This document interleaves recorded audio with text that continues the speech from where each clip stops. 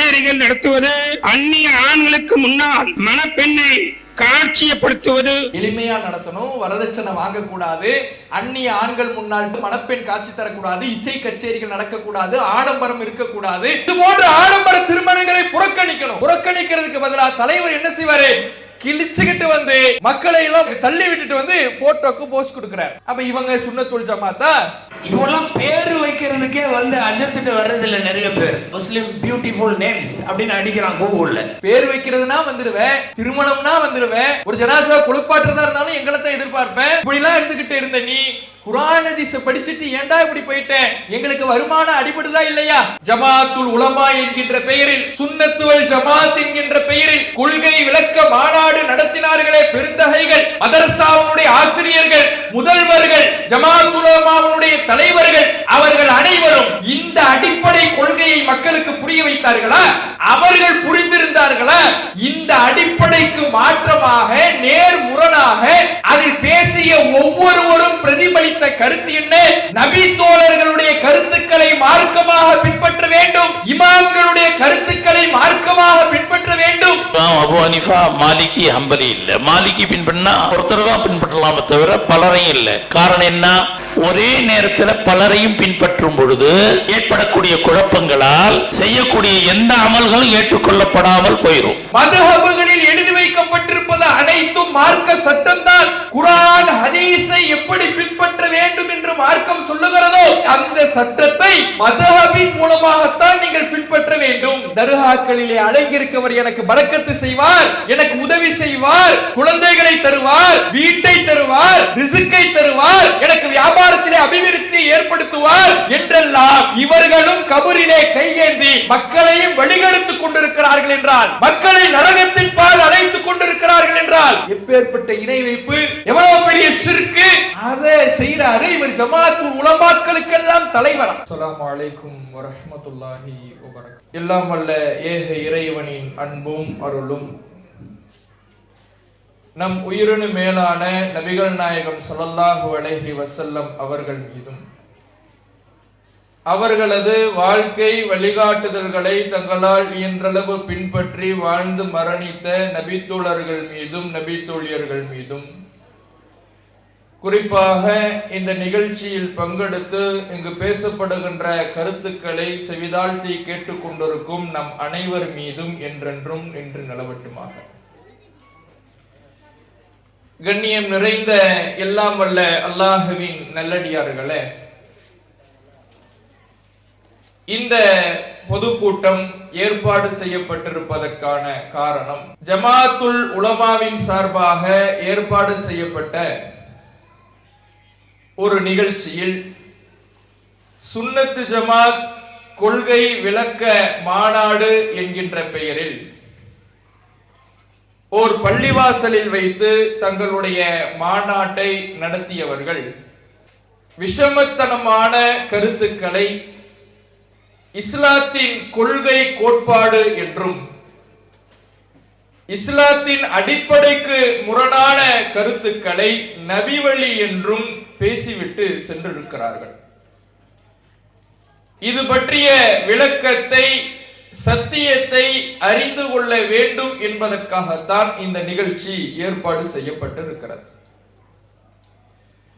அவர்கள் என்னென்ன பேசினார்கள், அதற்கான விளக்கம் என்ன என்பதை அறிவதற்கு முன்னால் இஸ்லாத்தின் அடிப்படை கொள்கையை நாம் சற்று நினைவூட்டிக் கொள்ள வேண்டும். அல்லாஹ் ரப்பல் ஆலமீன் இந்த மார்க்கத்தை பற்றி குறிப்பிடுகிற பொழுது, அலா லில்லாஹி தீனுல் ஹாலிஸ், அறிந்து கொள்ளுங்கள் இந்த களப்பற்ற மார்க்கம் அல்லாஹுக்கு சொந்தமானது என்று இறைவன் குறிப்பிடுகிறான். இந்த இஸ்லாமிய மார்க்கம் என்பது தூய்மையான மார்க்கம், அப்பழுக்கற்ற மார்க்கம். இந்த தூய இஸ்லாம் அல்லாஹுக்கு மட்டுமே சொந்தமானது என்பதை இறைவன் திருமறை குர்ஆனிலே குறிப்பிடுகிறான்.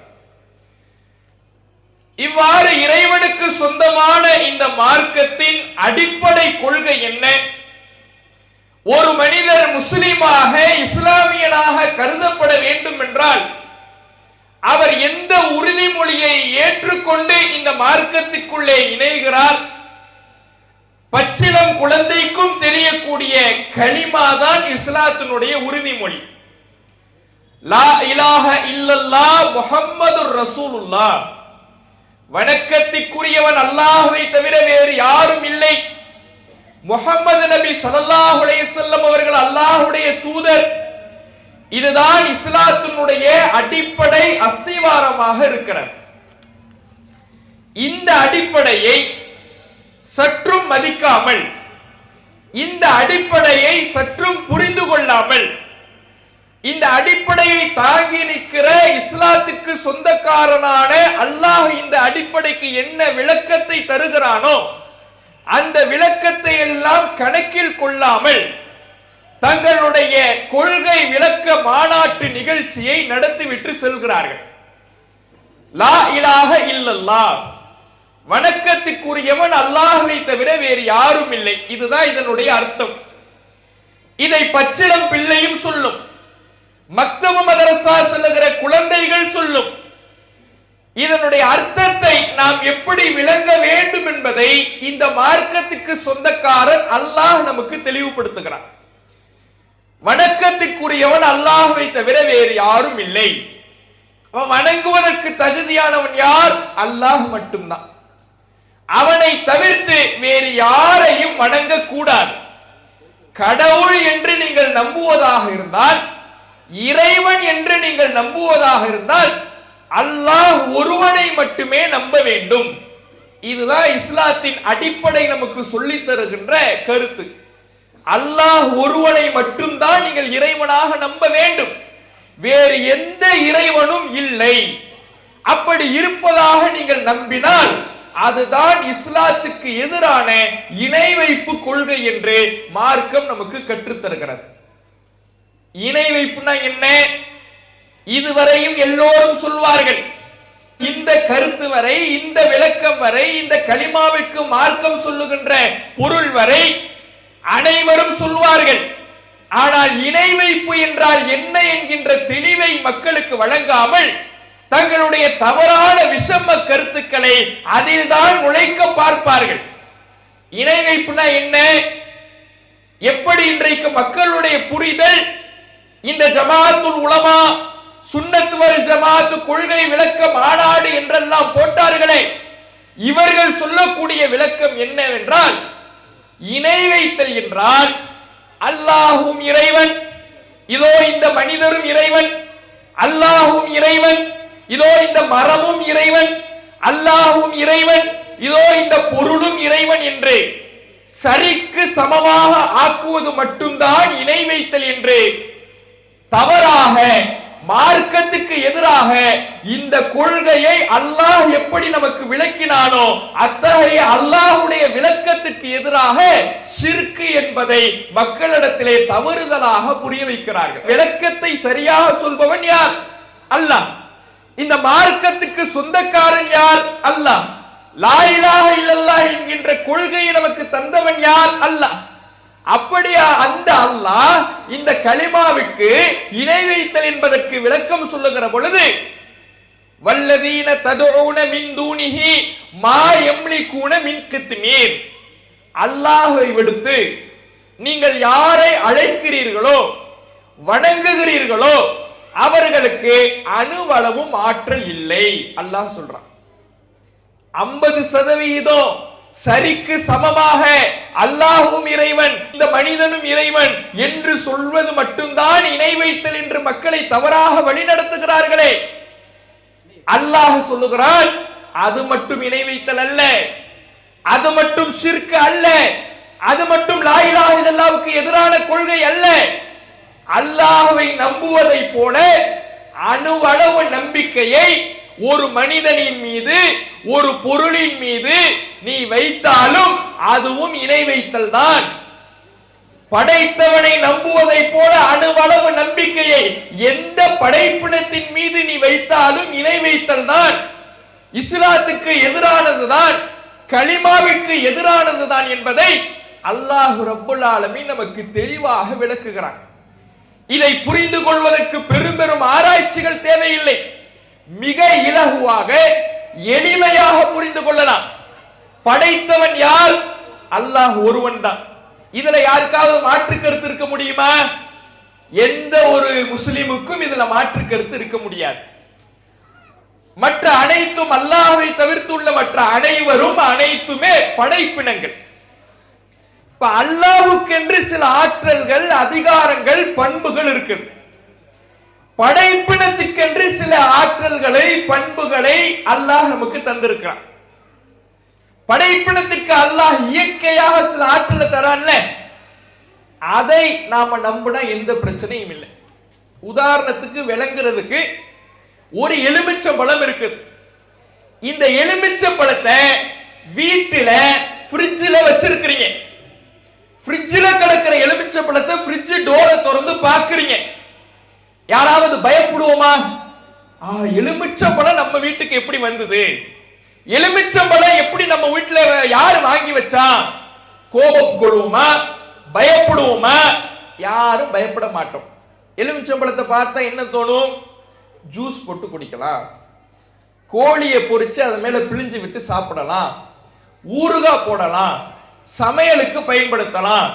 இப்படி உணவுக்காக அந்த எலுமிச்சையின் மூலமாக என்ன பயனை அல்லாஹ் வைத்திருக்கிறானோ அதை அடைந்து கொள்வோம். அதே எலுமிச்சம்பழம் ரோட்ல நடந்து போறீங்க. அந்த எலுமிச்சம்பழத்துல லேசா சிகப்பு கலர்ல ஒரு பொடி தடவப்பட்டிருக்கு. இப்ப வயசானவங்க அதை பார்த்துட்டு என்ன சொல்லுவாங்க? ஓரமாவா அதை மிதிச்சிடாத, அது காலில பட்டுட போகுது. ஏன்? அந்த எலுமிச்சம்பழம் இப்போது எலுமிச்சம்பழமாக பார்க்கப்படவில்லை. இந்த எலுமிச்சம்பழம் என் காலில், என் மேனியில் பட்டால் எனக்கு எல்லா கேடுகளையும் கொண்டு வந்து தந்துவிடும், என்னிடத்தில் இருக்கிற நன்மைகளை அழித்துவிடும் என்று இங்கே நம்புகிறார்கள். அப்ப இறை நன்மையை ஒரு மனிதனுக்கு வழங்குவதும், தீமையை நாடுவதும், தீமையை அகற்றுவதும் யாருடைய அதிகாரத்தில் உள்ளது? அல்லாஹ்வுடைய அதிகாரத்தில் உள்ளது. எலுமிச்சம்பழத்தினால சமைக்க முடியும். நம்மளால எலுமிச்சம்பழத்தை வைத்து நம்மால் உணவுக்கு பயன்படுத்த முடியும். அப்படி ஒரு எலுமிச்சம்பழம் நம்முடைய நன்மை தீமைகளை தீர்மானிக்கின்ற அளவுக்கு நம்முடைய நம்பிக்கையை அந்த எலுமிச்சையின் மீது வைத்து விட்டால் இதுவும் இணை வைத்தல் தான் என்று சொல்லுகிறது மார்க்கம். இங்க எலுமிச்சம்பழத்தை யாராவது கடவுள்னு சொல்ல போறோமா? இல்ல. எலுமிச்சம்பழத்தை பார்த்து பயப்படுறாங்களே, அவங்க எலுமிச்சம்பழத்தை இறைவன் சொல்றாங்களா? இல்ல. ஆனால் அல்லாஹ்வை, இறைவனை எப்படி நம்ப வேண்டும் என்று மார்க்கம் சொல்லுகிறதோ அப்படியான நம்பிக்கை அந்த எலுமிச்சம்பழத்தின் மீது வைப்பதின் காரணத்தினால் அதுவும் ஷிர்க் தான், இணை வைத்தல் தான் என்று இஸ்லாம் சொல்லுது. அப்ப இணை வைத்தல் என்பதை அறிந்து கொள்வதற்கு பெரும் பெரும் ஞானிகள் தேவையில்லை. 7 வருடம் 10 வருடம் பட்டம் படிப்பு படித்த ஆலிம்கள், மேதைகள் தேவையில்லை. அடிப்படை ஞானம் இருந்தால், குர்ஆனுடைய புரிதல் இருந்தால், இணை வைத்தல் என்றால் என்ன, அல்லாஹ் அதை எப்படி சொல்லித் தருகிறான் என்பதை பச்சளும் பிள்ளையும் விளங்கிக் கொள்ளலாம். ஆனால் அதை இன்றைக்கு சொல்ல மறுக்கிறார்கள். மனிதனை அல்லாஹ்வுடைய நிலைக்கு உயர்த்துகிறார்கள். அதுக்கெல்லாம் நம்ம அடுத்து வருவோம். அப்ப லா இலாஹ இல்லல்லாஹ்ங்கற கலிமாவை எப்படி புரியணும்?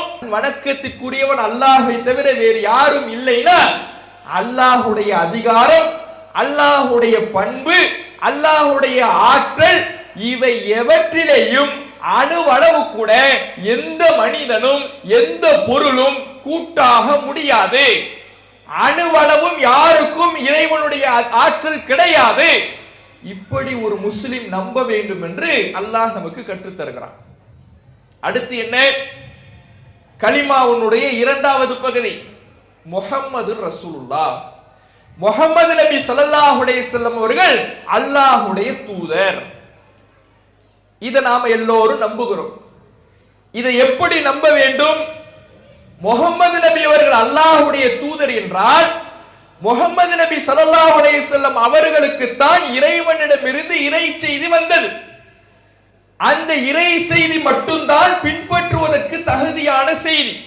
அல்லாஹ் குர்ஆனிலே சொல்லுகிறான், இத்தபிஉ மா உன்ஸில இலைக்கும் மின் ரப்பிக்கும் வலா தத்தபிஉ மின் தூனிஹி அவுலியா.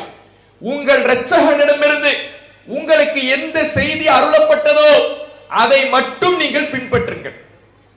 அல்லாஹ்விடமிருந்து உங்களுக்கு ஒரு செய்தி வந்திருக்குதுல, இந்த தூதரின் மூலமாக கிடைத்திருக்குதே, அந்த செய்தியை மட்டும்தான் நீங்கள் மார்க்கம் என்று பின்பற்ற வேண்டும். இஸ்லாத்தில் இருக்கின்ற காரியமாக நன்மை என்றும் மார்க்கத்தில் ஏவப்பட்டது என்றும் மார்க்கத்தில் தடுக்கப்பட்டது என்றும் ஒன்றை நீங்கள் தீர்மானிப்பதாக இருந்தால், பின்பற்றுவதாக இருந்தால், உங்கள் இரட்சகனிடமிருந்து ஒரு செய்தி உங்களுக்கு அருளப்பட்டிருக்கிறது, நபியின் மூலமாக உங்களுக்கு தரப்பட்டிருக்கிறது, அந்த செய்தியை மட்டும்தான் நீங்கள் பின்பற்ற வேண்டும்.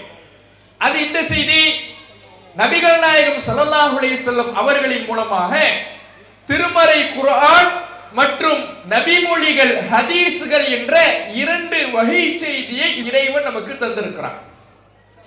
மார்க்கம் என்று நாம் ஒன்றை நடைமுறைப்படுத்துவதாக இருந்தால், ஒன்று குர்ஆனில் இருக்கிறதா அல்லது ஹதீஸில் இருக்கிறதா, குர்ஆன் நமக்கு சொல்லுகிறதா அல்லது ஹதீஸ் சொல்லுகிறதா, நபிகள் நாயகம் ஸல்லல்லாஹு அலைஹி வஸல்லம் அவர்கள் சொல்லி இருக்கிறார்களா, செய்திருக்கிறார்களா, அங்கீகரித்திருக்கிறார்களா என்றுதான் பார்க்க வேண்டும். ஏன்னா அது மட்டும்தான் இறை செய்தி. அப்போ மார்க்கம் என்று பின்பற்றுவதாக இருந்தால் இறை செய்தியை மட்டும் பின்பற்றுங்கள். வலா தத்தபிஉ மின் தூனிஹி அவுலியா, அல்லாஹ்வை விடுத்து வேறு பொறுப்புதாரிகளை நீங்கள் பின்பற்றாதீர்கள். அல்லாஹ்வுடைய வார்த்தையை கூர்ந்து கவனியுங்கள். ஏன் இப்படியான வார்த்தையை அல்லாஹ் சொல்ல வேண்டும்? இந்த மார்க்கத்துக்கு பொறுப்பாளன் என்பவன், இந்த மார்க்கத்துக்கு சொந்தக்காரன் என்பவன் அல்லாஹ் ஒருவன் மட்டும்தான்.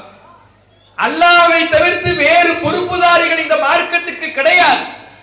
இறைவன் மட்டும்தான் பொறுப்பாளன் என்கின்ற பொழுது, அவனுடைய பொறுப்பிற்கு கீழே இருக்கக்கூடிய இந்த மார்க்கத்தில் ஒன்று ஹலால் என்றாலும் ஹராம் என்றாலும் நன்மை என்றாலும் தீமை என்றாலும் அதை அல்லாஹ்வுடைய செய்தியின் மூலமாகத்தான் நாம் செய்ய முடியும். அல்லாஹ் அல்லாத வேறு பொறுப்புதாரிகளை நீங்கள் பின்பற்றாதீர்கள். இல்ல, நபி தோழர்கள் சொல்வதும் மார்க்கம்தான், இமாம்கள் சொல்வதும் மார்க்கம்தான், மதுஹபுகளிலே எழுதி வைக்கப்பட்டிருப்பதும் மார்க்கம்தான் என்று நாம் எடுத்துக்கொண்டால் இங்கே அல்லாஹ்வுடைய இறை செய்தியோடு நாம் நிற்கவில்லை என்று பொருள். குர்ஆன் ஹதீஸோடு நாம் நிற்கவில்லை என்று பொருள். இந்த இஸ்லாத்தினுடைய பொறுப்பாளனாக அல்லாஹ்வை மட்டும் நாம் நம்பவில்லை என்று பொருள். அல்லாஹ் மட்டும் பொறுப்பாளன் இல்லை, இந்த நபி தோழர்களும் பொறுப்பாளர்கள் தான், இமாம்களும் பொறுப்பாளர்கள் தான், மதுஹபுகளுடைய அறிஞர்களும் பொறுப்பாளர்கள் தான். அவர்கள் சொல்வதும் மார்க்க சட்டம் தான் என்று நாம் பின்பற்றுவதாக இருந்தால் மார்க்கத்தினுடைய பொறுப்பாளர்களாக அவர்களை ஆக்குவதற்கு சமம், இறைவனுடைய அதிகாரத்தை அவர்களுக்கு வழங்குவதற்கு சமம். அப்படி நீங்கள் செய்யாதீர்கள். நீங்கள் பின்பற்றுவதாக இருந்தால் குர்ஆன் ஹதீஸை மட்டும் பின்பற்றுங்கள் என்று அல்லாஹ் ரப்பல் ஆலமீன் தெள்ள தெளிவாக திருமறை குர்ஆனில் சொல்லுகிறார்.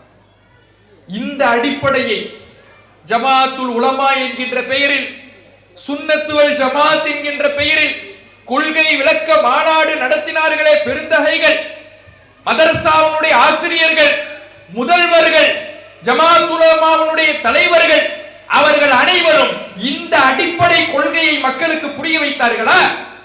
அவர்கள் புரிந்திருந்தார்களா? இந்த அடிப்படைக்கு மாற்றமாக நேர்முரணாக அதில் பேசிய ஒவ்வொருவரும் பிரதிபலித்த கருத்து என்ன? நபி தோழர்களுடைய கருத்துக்களை மார்க்கமாக பின்பற்ற வேண்டும், இமாம்களுடைய கருத்துக்களை மார்க்கமாக பின்பற்ற வேண்டும், மதுஹபுகளில் எழுதி வைக்கப்பட்டிருப்பது அனைத்தும் மார்க்க சட்டம்தான். குர்ஆன் ஹதீஸை எப்படி பின்பற்ற வேண்டும் என்று மார்க்கம் சொல்லுகிறதோ அப்படி அந்த சட்டத்தை மதுஹபின் மூலமாகத்தான் நீங்கள் பின்பற்ற வேண்டும். குர்ஆன் ஹதீஸை பின்பற்றுங்கன்னு கூட சொல்லல. எப்படி சொல்றாங்கன்னா, குர்ஆன் ஹதீஸ் என்று நீங்கள் சென்றால் உங்களுக்கு புரியாது, உங்களுக்கு விளங்காது. நீங்க குர்ஆன் ஹதீஸை மட்டும் நீங்கள் பின்பற்ற வேண்டும் என்று சென்றால் தவறான வழிக்கு போய்விடுவீர்கள். இமாம்களுடைய கருத்தை தான் நீங்கள் பின்பற்ற வேண்டும், மதுஹபுனுடைய எழுதி வைக்கப்பட்டிருப்பதை தான் நீங்கள் பின்பற்ற வேண்டும் என்று அபத்தமான முஹம்மது ரசூலுல்லாஹ் என்கின்ற இஸ்லாத்தின் அடிப்படைக்கு முரணான ஒரு கருத்தை மக்கள் மன்றத்திலே பேசியிருக்கிறார்கள். இவை அனைத்திற்கும் இந்த இஸ்லாத்தினுடைய அடிப்படை கொள்கையாக இருக்கிற லா இலாஹ இல்லல்லாஹ் முஹம்மது ரசூலுல்லாஹ் என்ற இந்த இரண்டு அடிப்படைக்கும் மாற்றமாக அதில் பேசிய ஒவ்வொருவருடைய உரையும் இருந்தது என்பதை நாம பார்க்க முடிகிறது. அதுல முதலாவதாக பார்த்தீங்கன்னா அவங்க இந்த மாநாட்டுக்கு அவர்கள் சூட்டிய பெயர் என்ன? சுன்னத்து வல் ஜமாத் கொள்கை விளக்க மாநாடு. எந்த நேரங்களிலெல்லாம் இவர்கள் விளக்க மாநாடுகள், தங்களுடைய கொள்கையை மக்களுக்கு புரிய வைக்கிற நிகழ்ச்சிகள் இன்று நடத்துகிறார்களோ அவை அனைத்துமே முரண்பாடுகளின் மொத்த மூட்டையாகத்தான் வரலாறு முழுவதும் இருந்திருக்கிறது. இந்த அமைப்பினர் சுன்னத்து வல் ஜமாத் என்று தங்களுக்கு பெயர் சூட்டிக் கொண்டிருக்கிறார்களே, அத்தகைய இந்த அமைப்பினர் விளக்க மாநாடு என்று நடத்துகிற பொழுதெல்லாம் மக்களை குழப்பி தங்களுக்கு மத்தியிலே இருக்கக்கூடிய முரண்பாட்டை மக்கள் மத்தியிலே வைத்து நாங்கள் முரண்படக்கூடியவர்கள் தான், முரண்பாட்டின் மொத்த மூட்டைகள் தான் என்பதை அவர்களே அவர்களுடைய வாயினால் தெளிவுபடுத்துகிறார்கள். ஏன் அப்படியான முரண்பாடு வருகிறது? சத்தியத்தில் இருந்தால் முரண்பாடு இருக்காது. குர்ஆன் ஹதீஸ் என்ற இறைவனுடைய வஹீ செய்தியின் அடிப்படையில் நின்றால் முரண்பாடு இருக்காது. அதை தாண்டி இமாம்கள் மதுஹபுகள் என்று இவர்கள் சென்ற காரணத்தினால்தான், ஆதாரம் இல்லாமல் தங்களுடைய கொள்கைகளை அவர்கள் தீர்மானித்திருக்கிற காரணத்தினால்தான் முரண்பாட்டின் மொத்த மூட்டைகளாக இந்த அஹ்லு சுன்னத்து வல் ஜமாத் என்கின்ற இந்த கூட்டத்தார் இருக்கிறார்கள். இதுல முதலாவதாக நம்ம கவனிக்க வேண்டிய விஷயம், இவங்க அதுல பேசும் பொழுதெல்லாம் வார்த்தைக்கு வார்த்தை சுன்னத்து வல் ஜமாத் என்பது 1400 ஆண்டுகால பாரம்பரியத்தை கொண்டது அப்படின்னாங்க. சுன்னத்துல் ஜமாத்துங்கிற இந்த பெயர், இந்த அமைப்பு என்பது 1400 ஆண்டுகால பாரம்பரியத்தை கொண்டது அப்படின்னாங்க. சுன்னத்துல் ஜமாத் அப்படின்னு எதுக்கு சொல்றாங்க? நபி வழியை, சுன்னத்துனா நபி வழி, நபி வழியை நிலைநாட்டுகிற கூட்டமைப்பு, இதுதான் சுன்னத்துல் ஜமாத்துக்கு அர்த்தம். அப்ப இந்த நபி வழியை நிலைநாட்டுகிற கூட்டமைப்பு அப்படின்னா பாரம்பரியமாக 1400 ஆண்டுகால பாரம்பரியம் எங்களுக்கு இருக்குதுன்னு சொல்றாங்களே, இவர்களுக்கு முந்தையவர்கள், இவர்களுடைய மூதாதையர்கள் அல்லது அரபுலகத்துல ஒரு சுன்னத்துல் ஜமாத் இருக்கிறாங்களே, அவர்கள் எல்லாம் இவர்கள் சொல்லுகின்ற இந்த அசத்திய கருத்துக்களை, ஷியா கொள்கையை பரப்பினார்களா? யோசித்து பாருங்கள். இந்த சுன்னத்து வல் ஜமாத் மக்கள் என்ன நினைச்சுக்கிட்டாங்கன்னா, பெயரை மட்டும் வைத்தால் நேர்வழி என்று மக்களிடத்தில் நிரூபித்து விடலாம் என்று இவர்கள் பகல் கனவு காணுகிறார்கள். சுன்னத்து வல் ஜமாத்னா நபி வழியை நிலைநாட்டுகிற கூட்டமைப்பு, பேரு நல்லா தானே இருக்கு. நபி வழியை நிலைநாட்டுகிற கூட்டமைப்புனா பேர்ல எது தவறு இருக்குதா? எந்த தவறும் இல்லை. இப்ப பெயர் நல்லா தானே இருக்குது. அப்ப பெயர் நன்றாக இருப்பதினால் இவர்கள் நல்ல கொள்கையை மக்களுக்கு மத்தியிலே பிரச்சாரம் செய்யக்கூடியவர்களா என்றால் இல்லை. நல்ல பெயரிலே புலித்தோல் போர்த்திய நரிகளாக விஷத்தை மக்கள் மத்தியிலே இவர்கள் கக்கி இருக்கிறார்கள். ஏன் இவங்க மாநாடு, கொள்கை விளக்க மாநாடு நடத்தும் பொழுதெல்லாம் முரண்பாட்டின் மொத்த உருவமாக இவர்கள் இருந்திருக்கிறார்கள் என்று நாம சொன்னோம்னா, இதுக்கு நாம வரலாற்றிலே 1985 அங்க நம்ம போகணும். 1985 தஞ்சாவூர்ல வலிமார்கள் மாநாடு என்று ஒரு மாநாட்டை ஜமாத்துல் உலமாவின் சார்பாக ஏற்பாடு செய்றாங்க. அந்த மாநாட்டுல இதே போலதான் ஜமாத்துல் உலமாவுடைய கொள்கைகளை விளக்குகிறோம் என்று பேசுகிறார்கள். அப்படி பேசுகிற பொழுது இருவேறு அணிகளாக, இருவேறு முரண்பட்ட கருத்துக்களாக அங்கே முன்வைக்கிறார்கள். உதாரணத்துக்கு 1-2 சொல்லணும்னா, மரணத்துக்கு பின் வலிமார்களின் நிலை அப்படிங்கிற தலைப்புக்கு கீழே இங்கே திருச்சி மக்களுக்கு மிக பிரபலியமான ஒரு ஆலிம், முந்தைய இருந்தவங்களுக்கு வயதானவர்களுக்கு பிரபலியமான ஒரு ஆலிம் அப்படின்னா காரி உபைதுல்லா ஹஜரத்துமாங்க. அவங்க திருச்சி மக்களுக்கு நன்கு அறிமுகமானவர். திருச்சியிலே செயல்படக்கூடிய அன்வாருல் உலூம் என்கின்ற அரபு கல்லூரியினுடைய முதல்வராக இருந்தவர். இவர் அங்க அந்த மாநாட்டில் மரணத்துக்கு பின் வலிமார்களின் நிலை என்று பேசுகிற பொழுது அவர் சொன்ன கருத்து என்ன? வலிமார்கள் என்ற வார்த்தை, அவுலியாக்கள், வலிகள் என்ற வார்த்தை திருமறை குர்ஆன்ல 3 கருத்துல இடம்பெறுது. ஒரு இடத்தில் அல்லாஹ் தன்னையே வழி என்று, பாதுகாவலன் என்று, உதவி செய்யக்கூடியவன் என்று சொல்லுகிறான். மலக்குமார்களையும் அல்லாஹ் வழி என்று சொல்லுகிறான், காவலர்கள் என்கின்ற பொருளிலே. மனிதர்களிலேயும் சில பேரை அல்லாஹ் வழிகள், அவுலியாக்கள் என்று சொல்லுகிறான். இந்த மனிதர்களில் யாரை அல்லாஹ் அவுலியாக்கள், வழிமார்கள் என்று சொல்லுகிறானோ அவர்களை இறைவன் எந்த கருத்தில் சொல்லுகிறான் என்றால் இறைநேசர்கள் என்கின்ற பொருளில் தான் சொல்லுகிறான். இறைநேசர்கள் அல்லாஹ்வினால் நேசிக்கப்பட்டவர்கள், இறைவனை நேசிக்கக்கூடியவர்கள் மக்களில் இருப்பார்கள். ஆனால் அந்த இறைநேசர்கள் யார் என்று நமக்கு தெரியாது. இறைநேசர்களை கண்டறிய முடியாது. ஏனென்றால் இறைநேசம் என்பது உள்ளத்தில் இருக்கக்கூடிய விஷயம். உள்ளத்தில் இருப்பதை அல்லாஹ்வை தவிர வேறு யாராலும் அறிய முடியாது என்பதை தன்னுடைய உரையிலே முத்தாய்ப்பாக, இன்றைக்கு எந்த ஜமாத்துல் உலமா இறைநேசர்களிடம் கையேந்த வேண்டும் என்று ஒவ்வொரு மன்னரைகளிலேயும் தங்களுடைய பிரார்த்தனையை, தங்களுடைய வணக்கத்தை செய்து கொண்டிருக்கிறார்களோ, ஒவ்வொரு ஊரிலேயும் அடக்கம் செய்யப்பட்டிருக்கிற கபரில் அடங்கியிருக்கக்கூடியவர் 100 ஆண்டுகளுக்கு முன்னால் மரணித்தவர்கள் எல்லாம் இறைநேசர் என்று பட்டம் சுட்டி கொண்டிருக்கிறார்களோ, அந்த கொள்கைக்கு அந்த நேரத்திலே வழிமார்கள் மாநாடு என்கின்ற ஒரு மாநாட்டில் இந்த காரி உபைதுல்லா என்பவர் பேசுறாரு, இறைநேசர்களை யாராலும் அறிய முடியாது என்று. இப்படி ஒரு கருத்து அந்த மாநாட்டில் முன்வைக்கப்பட்டுச்சு. அடுத்ததாக ஷேகுகளும் முரீதுகளும் என்கின்ற தலைப்பின் கீழே ஒரு பேச்சாளர் பேசுறார், அப்துல் ரஹ்மான் அப்படிங்கிறவர் பேசுறார். அவர் பேசும் பொழுது முரீது என்றால் அல்லாஹ்வை நாடக்கூடியவர்கள் தானே தவிர இன்றைக்கு மக்களிடத்தில் சாப்பாட்டுக்காக, பிரியாணிக்காக தங்களை முரீதுகள் என்று அடையாளப்படுத்துகிறார்களே, அப்படியே அவர் பேசுகிறார். அவர் பேசுகின்ற அந்த வார்த்தைகளை பார்த்தீங்கன்னா, காலையில கோழி பிரியாணியும், மாலையில மாட்டு பிரியாணியும், இரவுல ஆட்டு பிரியாணியும் வயிறு புடைக்க சாப்பிட்டுட்டு அரைப்படி பாலை கால்படியாக சுண்ட காய்ச்சி குடித்து விட்டு தங்களை எல்லாம் ஷேகுமார்கள் சொல்லிக்கிறாங்களே, இவர்கள் உண்மையான ஷேகுமார்கள் கிடையாது, முரீதுமார்கள் கிடையாது. முரீது என்றால் அல்லாஹ்வை நாடக்கூடியவர்கள் தானே தவிர இன்றைக்கு ஏமாற்றி பிழைப்பு நடத்துபவர்கள் கிடையாது என்பதை அந்த மாநாட்டில் பதிவு வைக்கிறார். இப்படி ஒரு சாரார் அந்த வழிமார்கள் மாநாட்டில் உரை நிகழ்த்துறாங்க. இன்னொரு சாராரும் உரை நிகழ்த்துறாங்க. ஒரே மாநாடு, கவனத்தில் கொள்ளணும். ஏன் இவர்கள் முரண்பாட்டின் மொத்த மூட்டை என்று சொல்லுகிறோம் என்றால் இப்படி ஒரு சாரார் உரை நிகழ்த்துறாங்க. இன்னொரு சாரார், உதாரணத்துக்கு கலந்தர் மஸ்தான் என்பவரும் ஷப்பீர் அலி என்பவரும் அந்த மாநாட்டில் உரை நிகழ்த்துறாங்க. அவர்களுடைய உரைகள் எல்லாம் எப்படி இருக்குதுன்னா, நாம கையேந்த வேண்டும், அவுலியாக்களின் பொருட்டால் தான் நாம ஒவ்வொரு காரியத்தையும் செய்ய வேண்டும், இறைநேசர்களிடத்தில் அவர்களுடைய பரக்கத்தை எதிர்பார்க்க வேண்டும், அவர்களுடைய அருளை எதிர்பார்க்க வேண்டும், பையத்து செய்யாமல் நம்மால் சுவனத்துக்கு செல்லவே முடியாது என்று மார்க்கத்துக்கு எதிரான விஷம கருத்துக்களை இது போன்ற நபர்கள் பேசுறாங்க.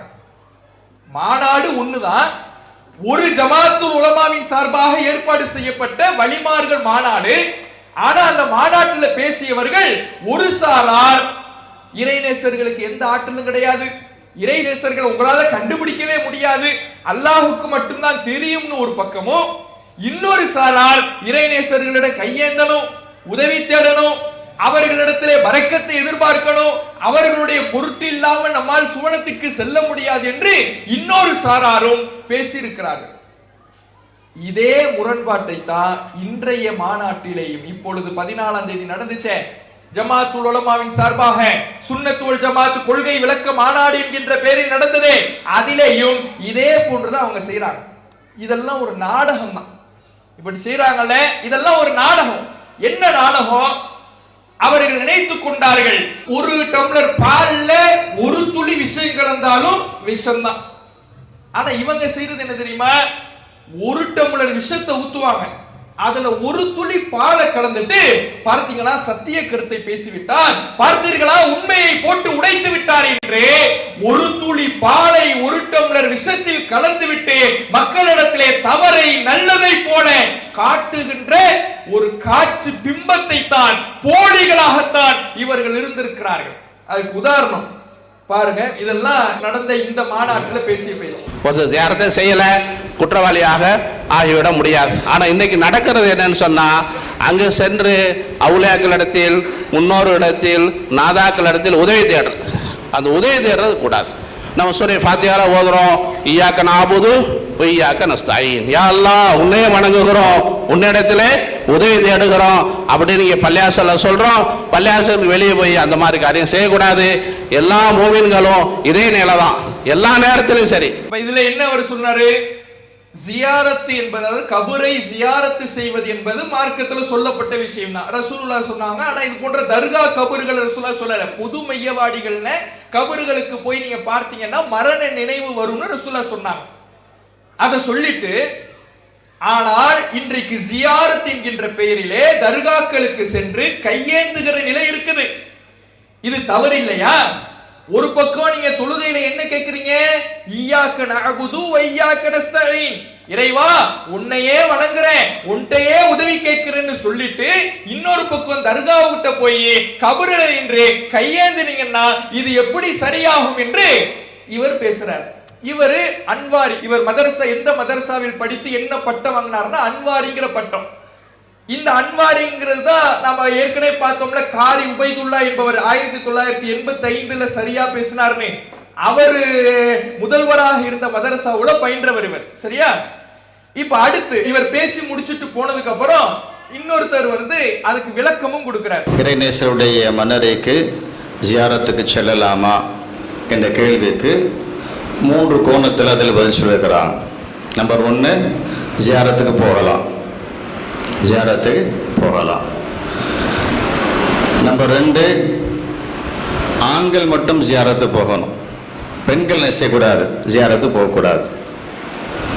நம்பர் 3, அங்கே போய் நாம் அவர்களுக்கு சலாம் சொல்லலாம், அவர்களுக்கு அல்லாஹ்விடத்தில் துஆ செய்யலாம், நமக்காக வேண்டியும் அல்லாஹ்விடத்தில் துஆ செய்யலாம்.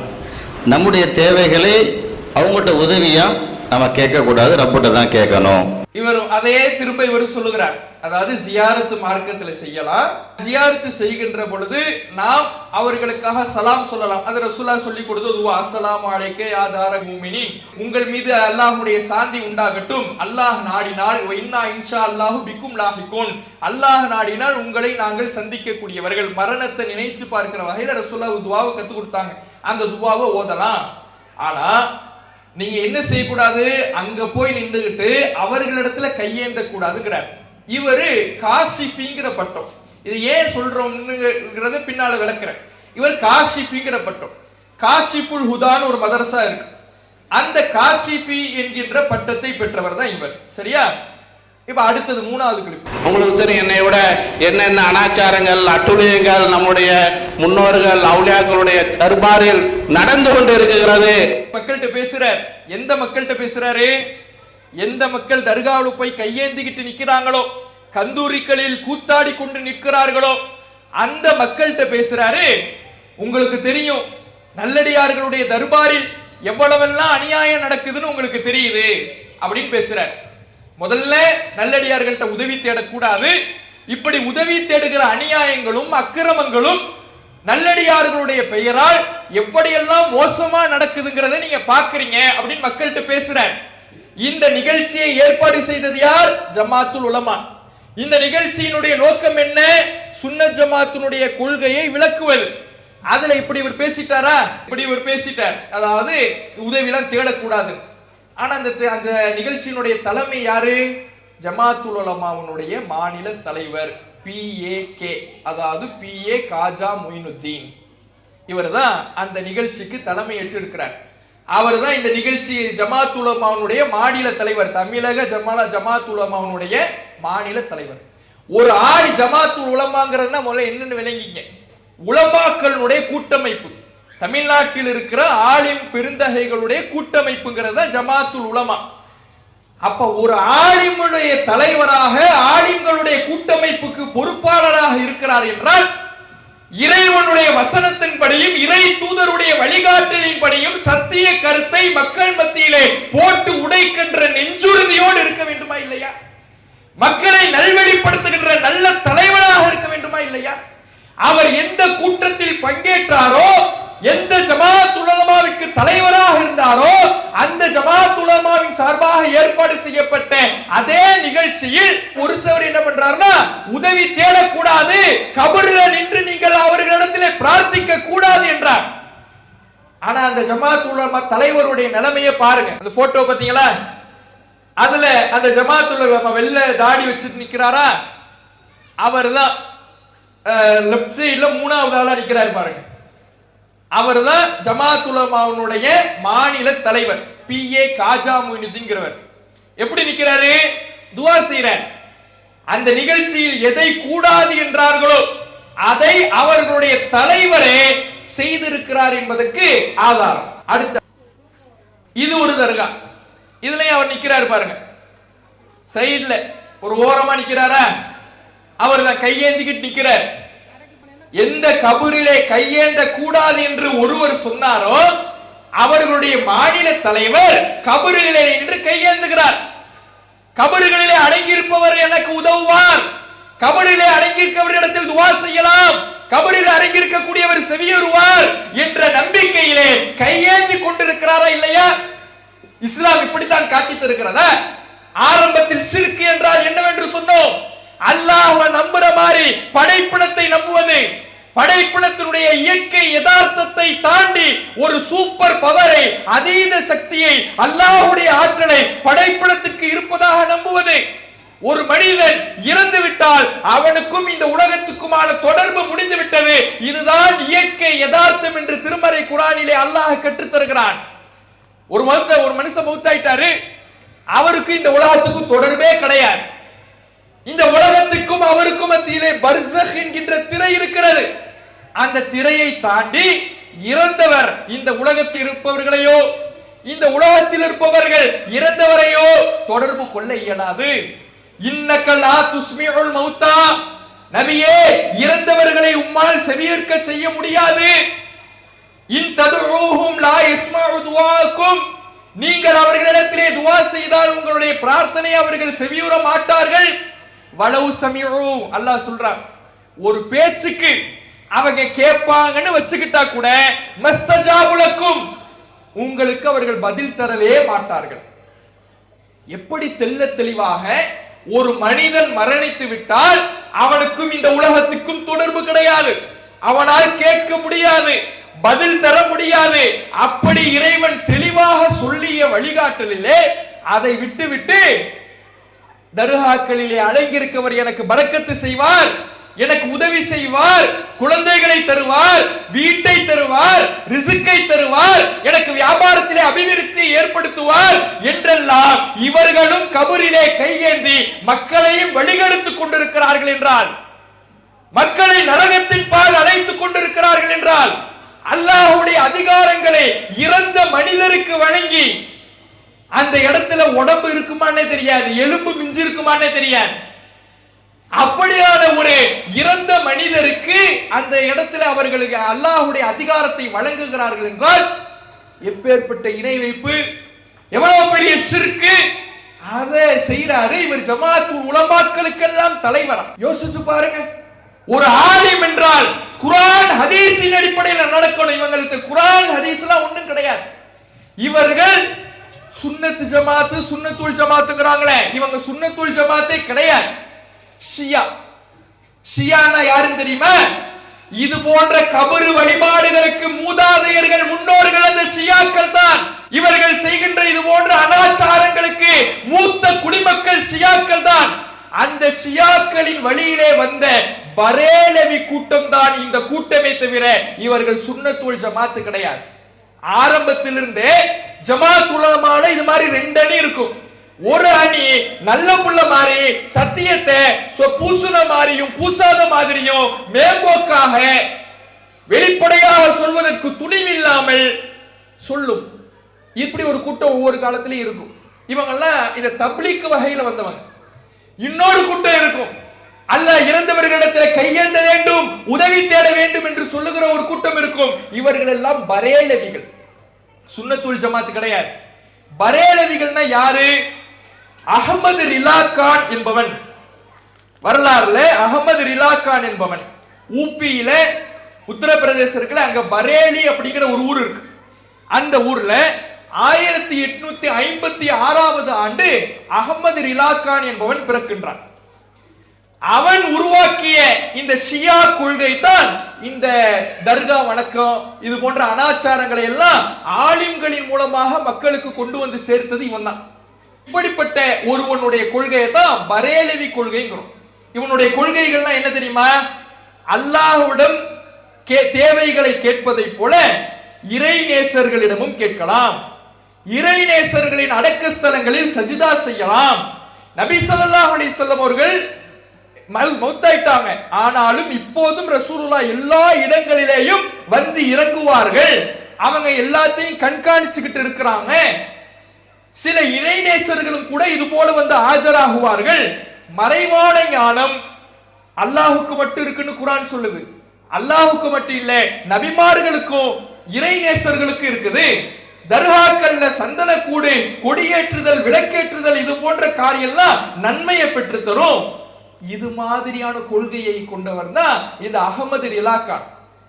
அவனுடைய கொள்கையை சுன்னத் வல் ஜமாத் என்கின்ற பெயரிலே இன்றைக்கு இந்த ஜமாலி வகையராக்கள், இந்த பிஏ காஜா மொஹிதீனுடைய வகையராக்கள் இன்றைக்கு மக்களுக்கு மத்தியிலே விஷத்தை பரப்பி இஸ்லாத்தினுடைய அடிப்படைக்கு முரணாக செயல்பட்டுக் கொண்டிருக்கிறார்கள். இதற்கு எதிராக துவங்கப்பட்டதுதான் தேவ்பந்திங்கிறாங்க. தப்லீக்லாம் இருக்கிறாங்கல்ல, அவங்க எல்லாம் இதுக்கு எதிரானவர்கள், ஆப்போசிட்டானவங்க.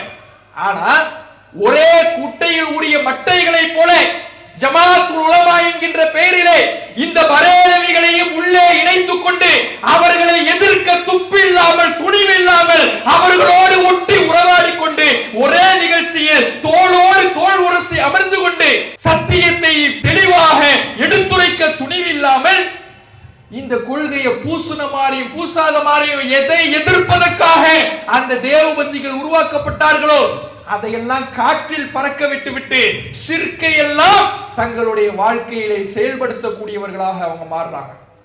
ஆரம்பத்துல காஷிஃபி அப்படின்னு ஒருத்தர் சொன்னோம்ல, இந்த விளக்கம்லாம் கொடுத்தார்ல, அந்த காஷிஃபிங்கிறவர் ஏன் சொன்னோம் அப்படின்னா, காஷிஃபுல் ஹுதா அப்படிங்கிற ஒரு மதரசா இருக்குன்னு சொன்னோம்ல, அந்த மதரசாவுல மனாருல் ஹுதா அப்படிங்கிற ஒரு மாத இதழ் ஒண்ணு வெளியே வருது.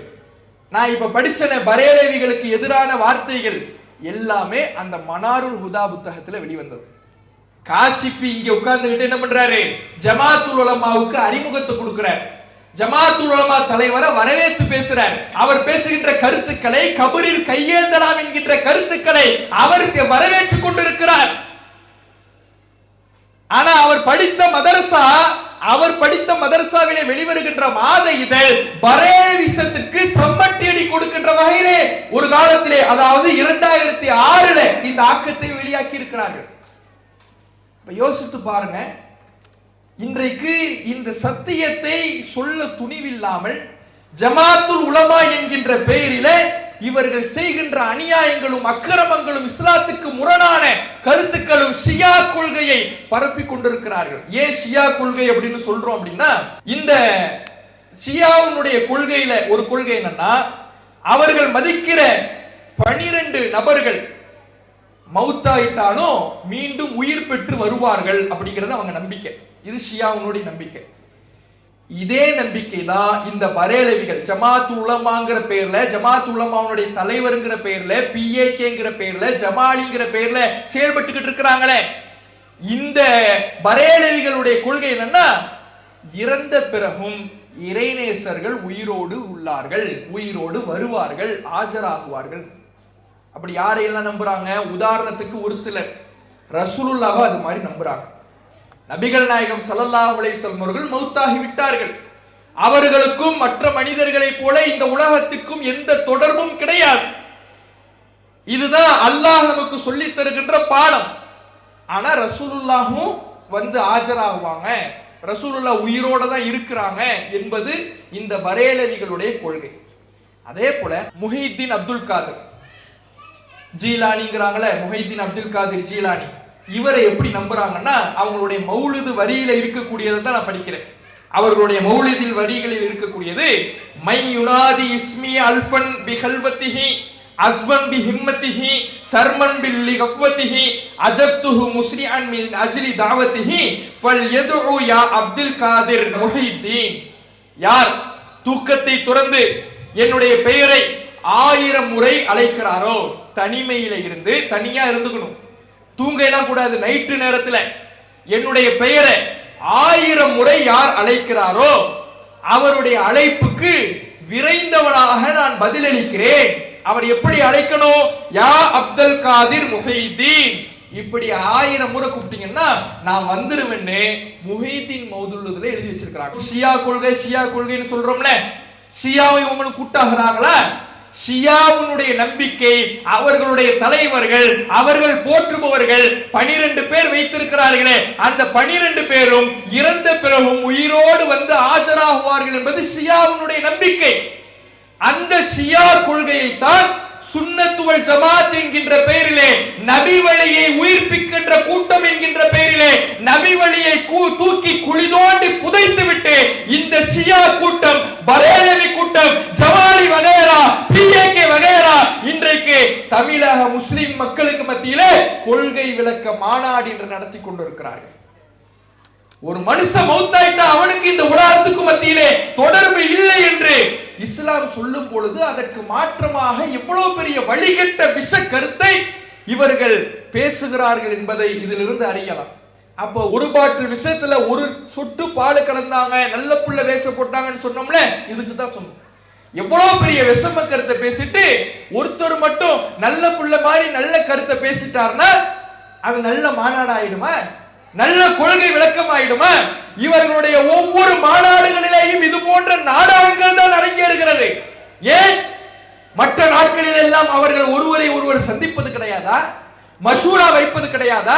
ஒருவருக்கு முகம் பார்த்துக் கொள்வது கிடையாதா? ஒரே ஜமாத் உலமாவில் பயணிக்கிறோம் என்று சொல்கிறீர்களே, ஒரு மஷூராவில் கருத்துக்களை பரிமாறிக் கொள்வது கிடையாதா? அப்போதெல்லாம் சத்தியத்தை சொல்ல வேண்டியதானே? சத்தியம் இல்லாத இடத்தில் எனக்கு வேலை இல்லை என்று வெளியேற வேண்டியதானே? அப்ப இது போன்று ஒரு வேடதாரிகளாக நாடகத்தை இந்த மாநாட்டின் மூலமாக இவர்கள் அரங்கேற்றிருக்கிறார்கள் என்பதை இதிலிருந்து நாம அறிந்து கொள்ளலாம். அடுத்தது பாருங்க, நபி முஹம்மது ஸல்லல்லாஹு அலைஹி வஸல்லம் அல்லாஹ்வுடைய இறை தூதர். அல்லாஹ்வுடைய இறை தூதரை இறை தூதராக வைத்து ரசூலுல்லாஹி எவ்வளவு வேணாலும் புகழலாம், தப்பு கிடையாது. ஆனால் அல்லாஹ்வுடைய இறை தூதரை இறைவனுடைய ஸ்தானத்துக்கு உயர்த்தி நாம் புகழ் பாடுவது கூடாது. இவ்வளவுதான் சுருக்கமான விளக்கம். அதாவது மௌலுது கூடுமா கூடாதான்னு அவர்கிட்ட ஒரு கேள்வி கேட்கிறாங்க. மௌலுதை பற்றி எனக்கு முன்னால் உரையாற்றிய சகோதரர் விளக்குனாங்க. மௌலுதுல எப்படிப்பட்ட அபத்தமான கருத்துக்கள் இருக்குது, இறைவனுடைய நிலைக்கு உயர்த்துகிற கருத்துக்கள் இருக்கிறது, நபிகள் நாயகத்துக்கு அல்லாஹ்வுடைய அதிகாரத்தை வழங்குகிற கருத்துக்கள் இருக்குது. எந்த ஷிர்கை நபிகளார் ஒழிக்க வந்தார்களோ அந்த ஷிர்கை நபிகளாரையே அல்லாஹ்வுடைய நிலைக்கு உயர்த்தி நடத்தக்கூடியதுதான் இந்த மௌலிது வரிகள் என்பதை எல்லாம் சொன்னாங்க. அந்த மௌலிது ஓதலாமா கூடாதா இவர்கிட்ட கேள்வி கேட்கப்படுது. இவர் என்ன சொல்றாரு? இவர் அந்த காஷிஃபுல் ஹுதா, அந்த பரேலவிகளுக்கு எதிரான கூட்டம்னு சொன்னோம்ல, அவர் சொல்றாரு மௌலிது ஓதலாம், ஆனால் இறைவனுக்குடைய நிலைக்கு நிகராக உயர்த்துகிற வார்த்தைகளை படிக்க கூடாது அப்படிங்கிறார். வேற மௌலிதுல என்ன இருக்கு?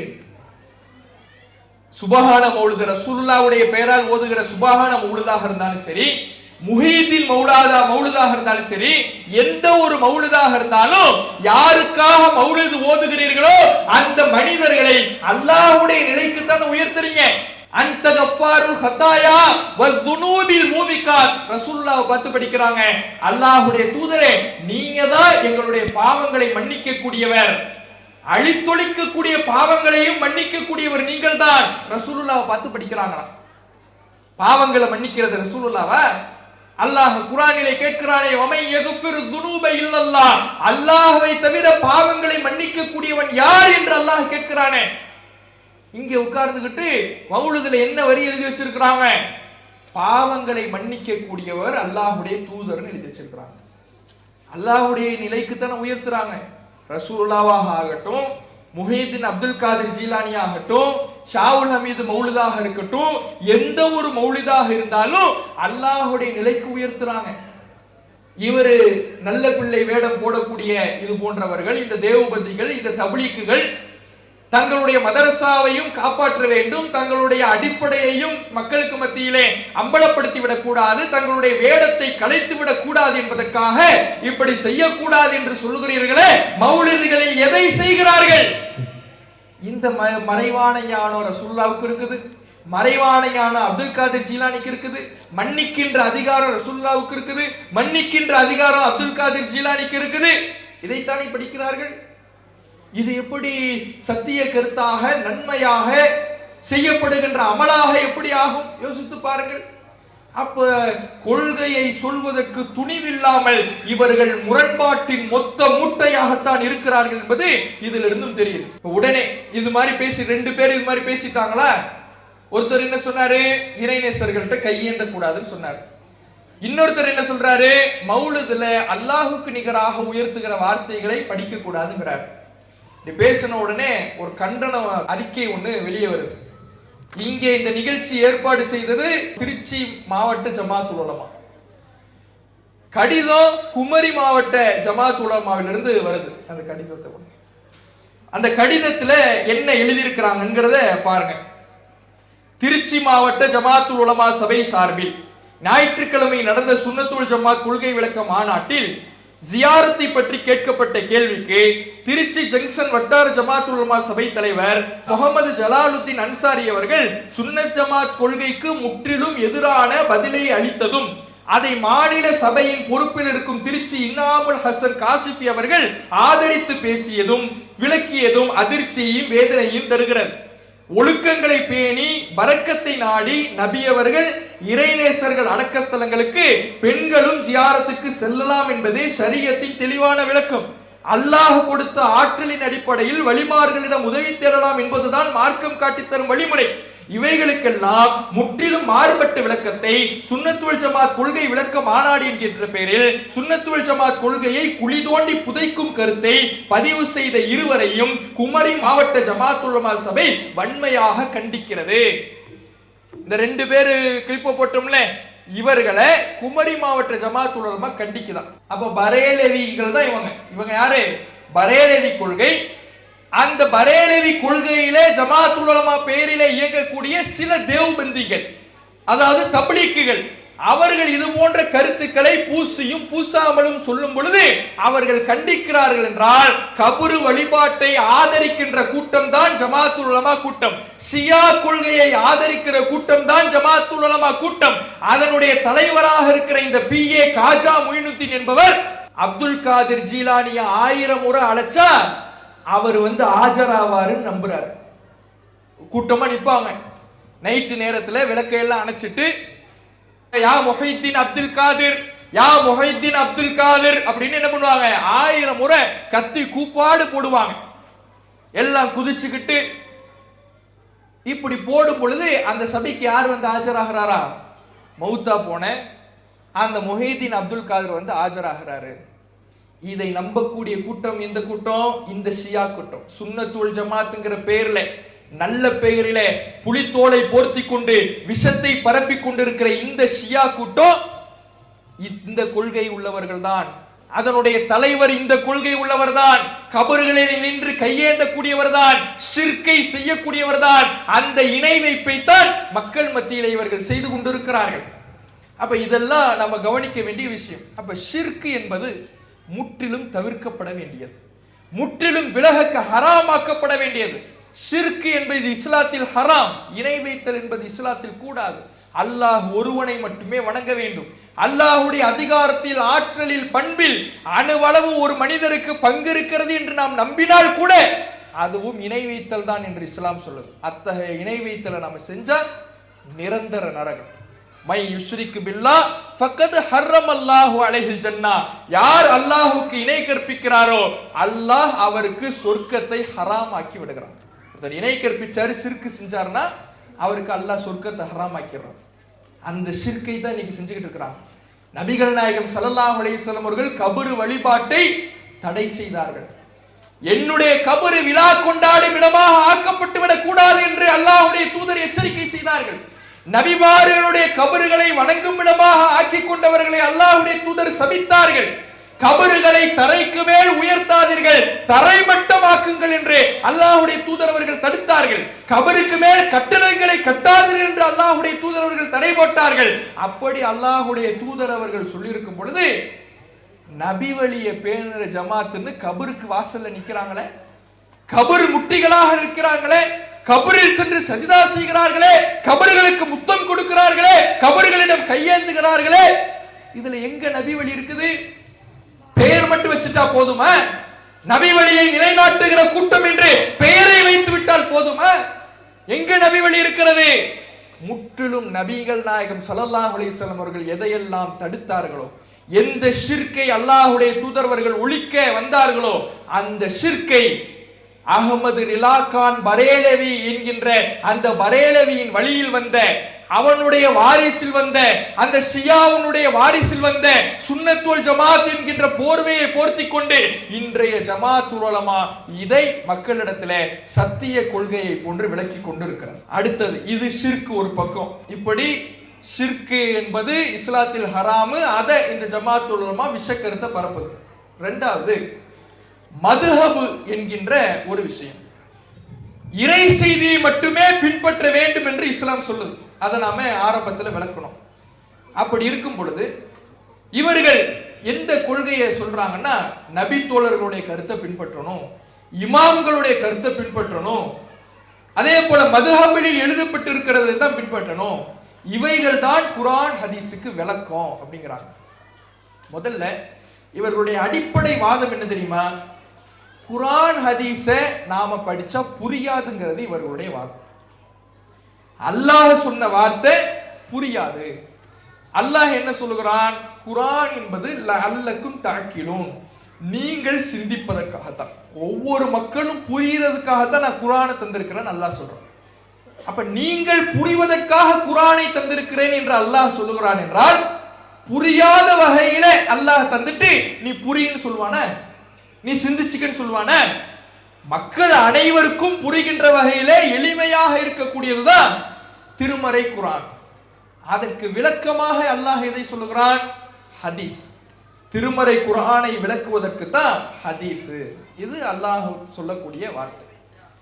அப்ப திருமறை குர்ஆனை விளக்குவதற்காகத்தான் ஹதீஸ்னா, எனக்கு அதுவும் புரியல, அல்லாஹ் எந்த விளக்கத்தை ஏற்படுத்தி இருக்கிறானோ அந்த ஹதீஸ் எனக்கு புரியல, அதனால தான் நபி தோழர்களை நான் பின்பற்றுறேன், இமாம்களை பின்பற்றுகிறேன், மதுஹபுகளை பின்பற்றுகிறேன்.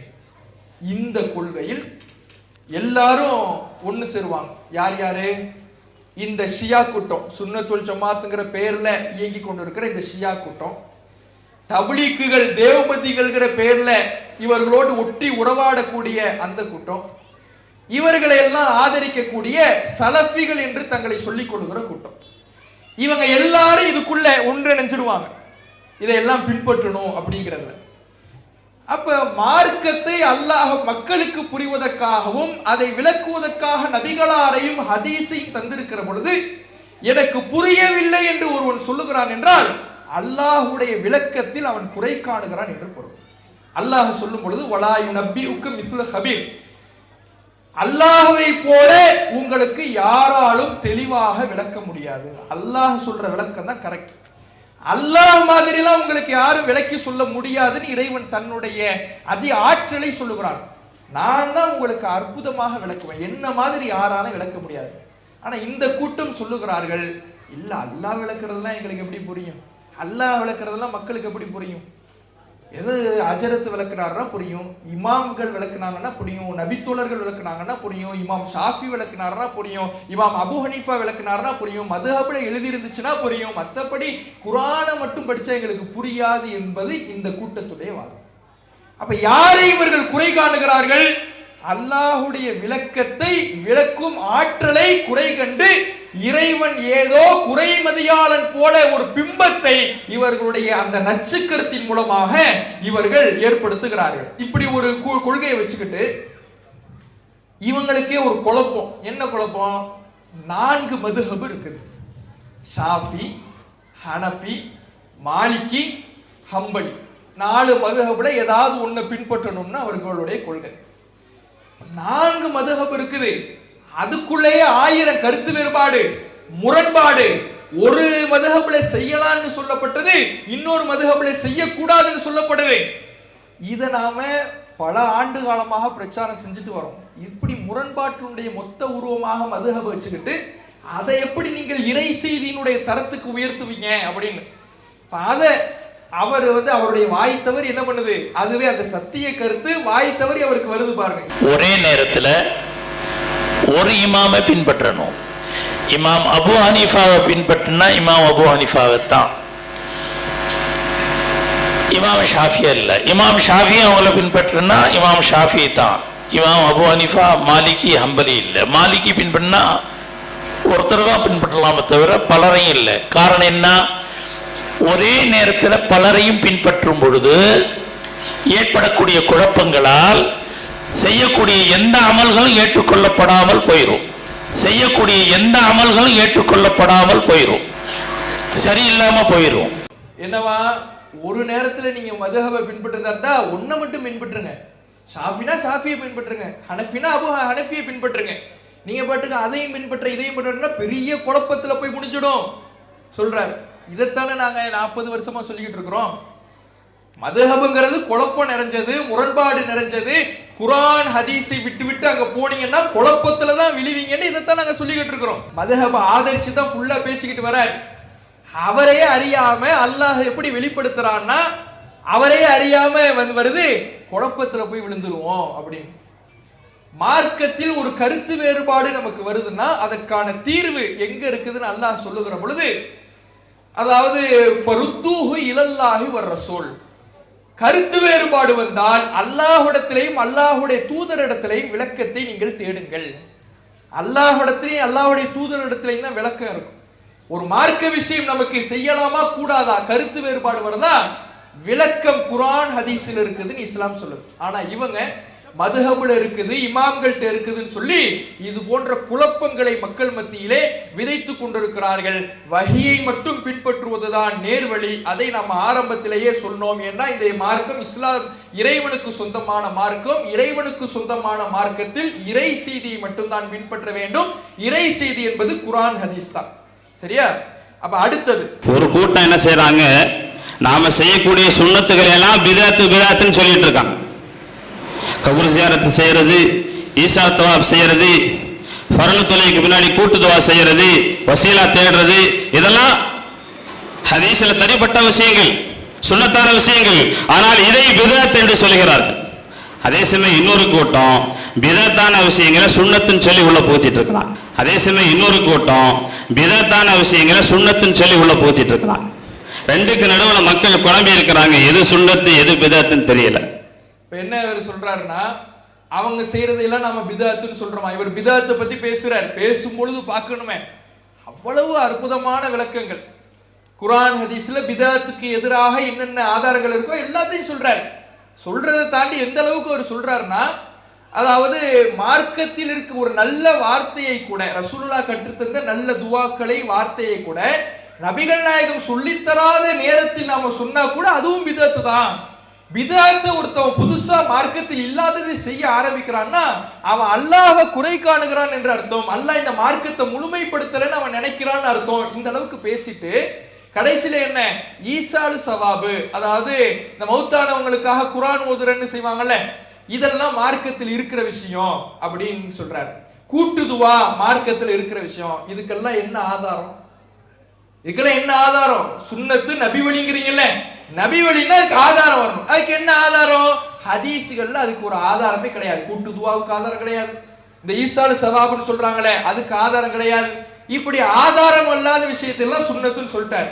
சொல்லிட்டு என்ன சொல்றாரு, சில பேரு பிதாத்துகளை எல்லாம் சுன்னத்துன்னு செஞ்சுக்கிட்டு இருக்கிறாங்க. பிதாத்துகளை எல்லாம் சுன்னத்துன்னு செஞ்சுக்கிட்டு இருக்காங்க. மக்கள் இதுல எது சுன்னத்து எது பிதாத்துன்னு குழம்பி போறாங்களாம். சரியா? இது இவருடைய ஸ்டேட்மெண்ட். இவர் எங்க பேசுறாரு? அதே கொள்கை விளக்க மாநாட்டில் பேசுறாரு. இவங்களுடைய தலைவர் PA காஜா முயினுத்தீன், ஜமாத்துல் உலமா மாநில தலைவர், அவரு ஒரு சுன்னத்தை எப்படி ஹயாத்தாக்கி இருக்கிறாருன்னு பாருங்க. மியூட் போட்டு போட விடுங்க.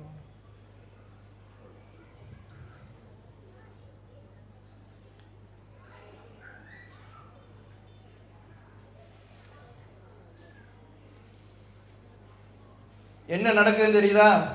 பூமி பூஜை. திருநெல்வேலி மாவட்டம் குறிச்சிக்குளம் முகைதீன் ஆண்டவர் ஜும்மா பள்ளிவாசலுக்கு சொந்தமான இடத்தில் மதர்சா கட்டுவதற்கு சிறப்பான முறையில் சுடம் ஏற்றி ஊதுபத்தி கொளுத்தி குங்குமம் எலுமிச்சபலம் வைத்து பூமி பூஜை செய்து அதன் பிறகு மாநில ஜமாத்துல் உலமா தலைவர் மௌலானா மௌலவி காஜா மொயினுத்தீன் பாகவி அவர்கள் குச்சியை ஊன்றி பால் ஊற்றி அடிக்கல் நாட்டு விழா நடத்தி வைக்கும் காட்சி. எல்லாருக்கும் நேர்ச்சி இருக்கிறது பறக்கிறதுக்கான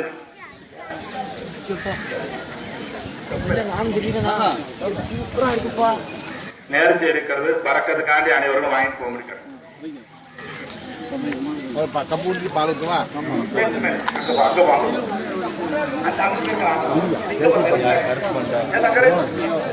போட்டோ பிடிங்க.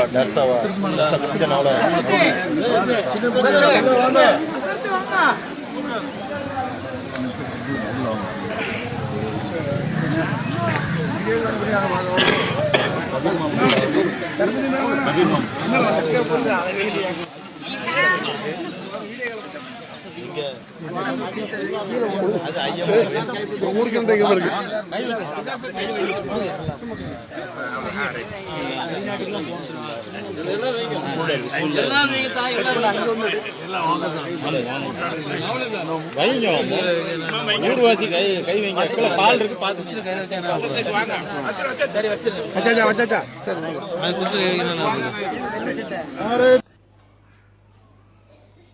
மதரசாவோ ஏதோ பள்ளிவாசலோ கட்டுறாங்க. அதுக்கு என்ன?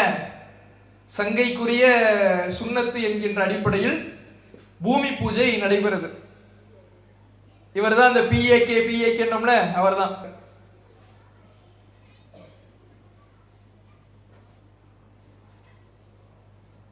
அது நிக்கிறாரு தெரியுதா? வராரு பாருங்க, உள்ள வந்துட்டார்.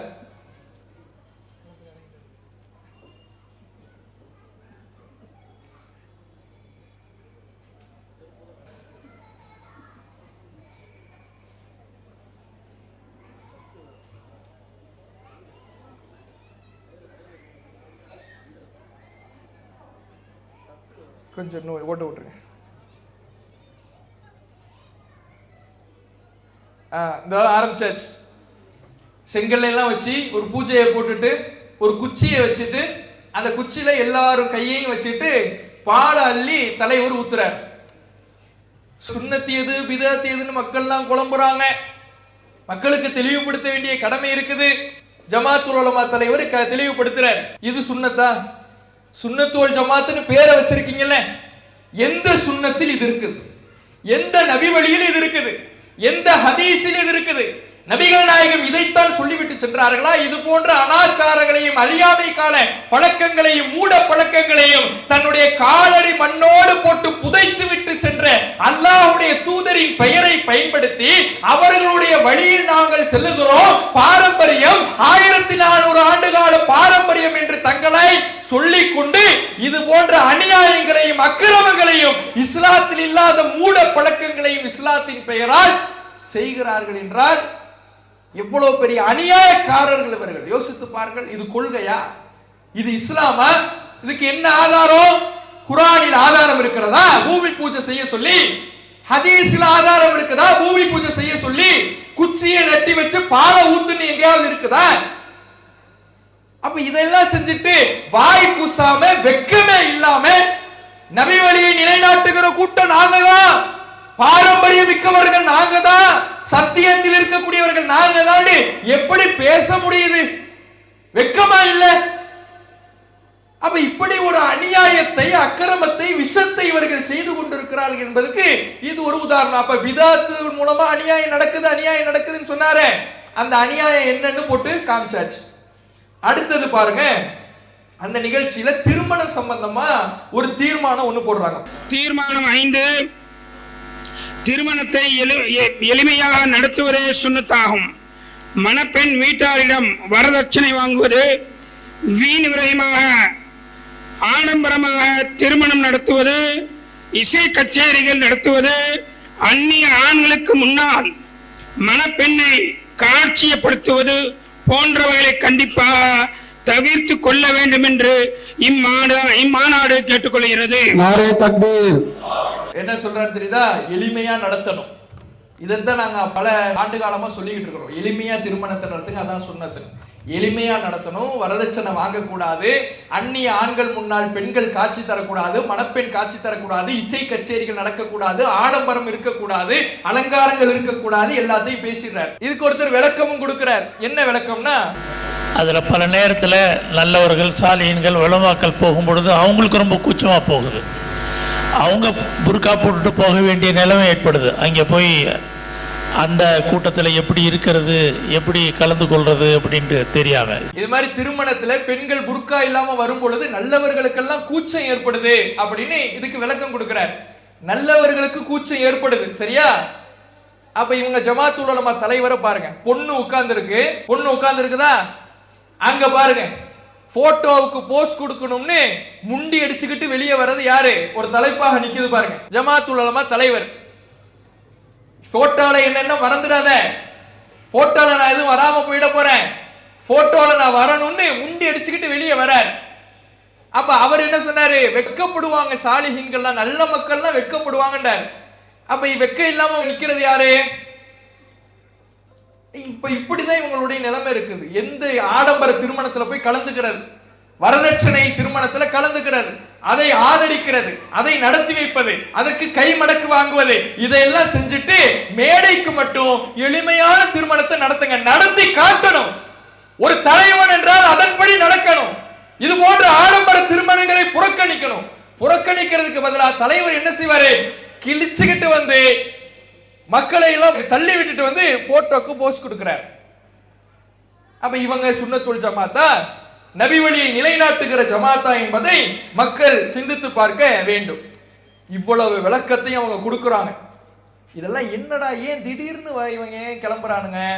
இவனுக்கு தான் செத்த பாம்பா ஆயிடுச்சே, எப்பயோ போட்டு புதைச்சாச்சே, ஏன் திடீர்னு இவங்க கிளம்புறாங்கன்னு பார்த்தா அதுக்கான ஒரு காரணத்தை சொல்றாரு. இவெல்லாம் பேரு வைக்கிறதுக்கே வந்து அஜர்த்துட்டு வர்றதில்லை நிறைய பேர்.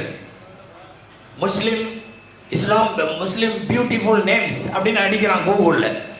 அது ஊர் பலாவை பூரா கொட்டுது, என்னென்னமோ பேர்.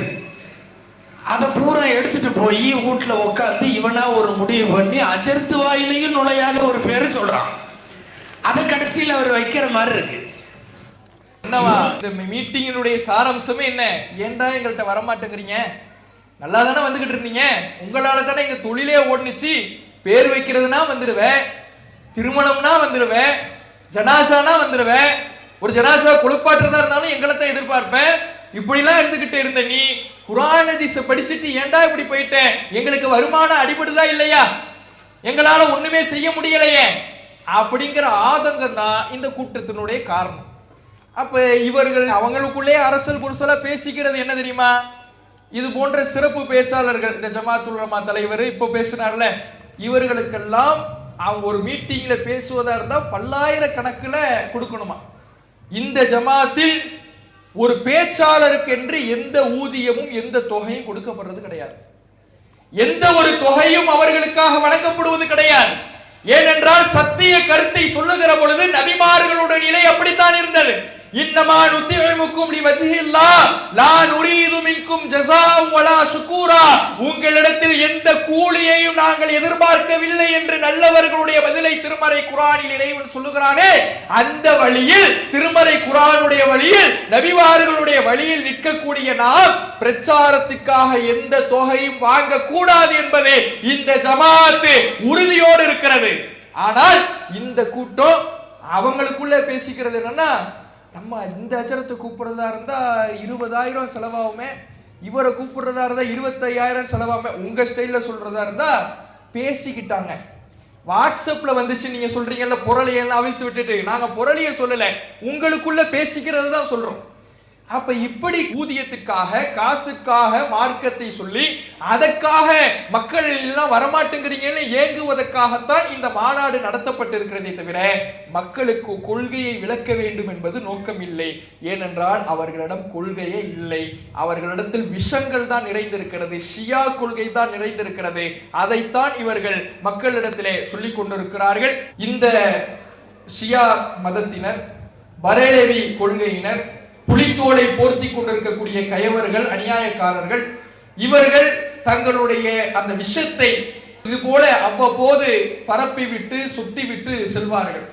எப்போதெல்லாம் இந்த ஜமாத்து, இந்த கொள்கை ஒரு செயல் திட்டத்தின் மூலமாக மக்களை சந்திக்க முற்படுகிறதோ அப்போதெல்லாம் இவர்கள் நமக்கு விளம்பரம் தேடி வருவதற்காகவே ஆடு தன்னால் தலையை கொடுக்கின்ற வகையிலே இவர்கள் வந்து விடுவார்கள். ஷிர்க் மாநாடு என்று அறிவிப்பு செய்கிற பொழுது வந்து எட்டி பார்த்தார்கள். பிதஅத் ஒழிப்பு மாநாடு என்று பிரச்சாரம் செய்த பொழுது வந்து எட்டி பார்த்தார்கள். ஏகத்துவ கொள்கைவாதிகளுடைய ஒவ்வொரு பிரச்சாரத்தையும் மூட்டியிருக்கிறீர்கள். உங்களுடைய அசத்திய கருத்தை, விஷ கருத்தை பகிரங்கமாக பரப்பி இருக்கிறீர்கள்.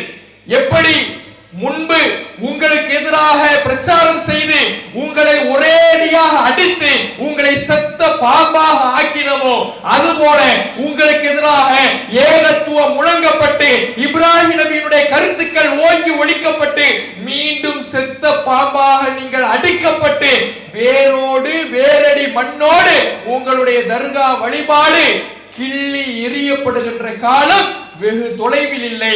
அதை நோக்கி எங்களுடைய பிரச்சாரம் இருக்கும் என்பதையும் இறுதியாக சொல்லிக்கொண்டு எனது உரை நிறைவு செய்கின்றேன். அஸ்ஸலாமு அலைக்கும். அல்லாஹு அக்பர். அல்லாஹ்